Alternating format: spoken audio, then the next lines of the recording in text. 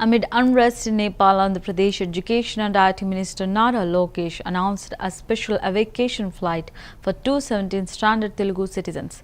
Speaking from Amaravati, Lokesh confirmed that the first batch of 22 individuals from Hitauda has been safely escorted to the Bihar border with military assistance.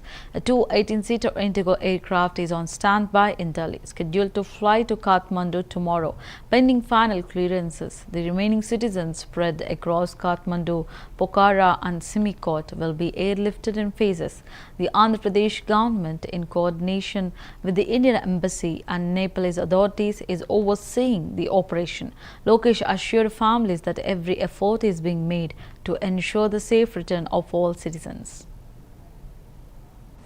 ప్రధానంగా కఠ్మండు నుంచి రేపు ఆంధ్రుల్ని తిరిగి తీసుకొచ్చేదానికి రేపు మధ్యాహ్నం ఒక flight ప్రత్యేక ఆంధ్ర రాష్ట్రం ఏర్పాటు చేసిన ఫ్లైట్ కఠ్మండులో ల్యాండ్ అయ్యి ఆంధ్రులందరినీ అక్కడ నుంచి తీసుకొచ్చి first halt Visakhapatnam, second halt కడపలో చేస్తాం జరుగుతుంది.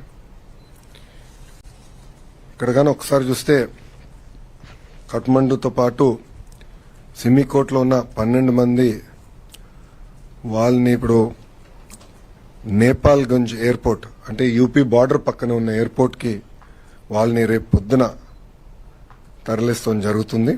అక్కడ నుంచి వాళ్ళు లక్నోకి వెళ్ళి బై రోడ్ లక్నోకి వెళ్ళి అక్కడ నుంచి కమర్షియల్ ఫ్లైట్ ద్వారా తిరిగి వస్తారు. పోఖ్రాలో ఉన్న వారిని 10 మందిని రేపు పొద్దున ప్రత్యేక విమానం ద్వారా కఠ్మండుకి తీసుకొస్తాం. అక్కడి నుంచి మనం పెడుతున్న విమానం ద్వారా తిరిగి ఆంధ్ర రాష్ట్రానికి వస్తారు. ఇంకొక 22 మంది హెటౌడాలో ఎవరైతే ఉన్నారో వాళ్ళు ఈరోజు రాత్రే రాక్సాల్ ఎక్కడైతే బీహార్ బార్డర్ ఉందో అక్కడికి వెళ్తారు. వాళ్ళు బై రోడ్ వెళ్ళి అక్కడ ఆల్రెడీ మేము డిస్ట్రిక్ట్ మేజిస్ట్రేట్ వాళ్ళతో మాట్లాడటం జరిగింది.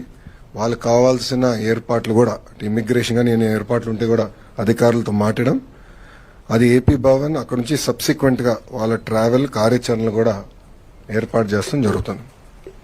మళ్ళీ రేపు పొద్దున మేము 10ంటికి అందరం ఇక్కడ అసెంబ్లీ అవుతున్నాం రియల్ టైమ్ గవర్నెన్స్ సెంటర్లో. రేపు 10 నుంచి కంటిన్యూస్ గా మానిటర్ చేసి ప్రతి ఆంధ్రుడు తిరిగి వచ్చే వరకు మేము అందరం పనిచేస్తాం.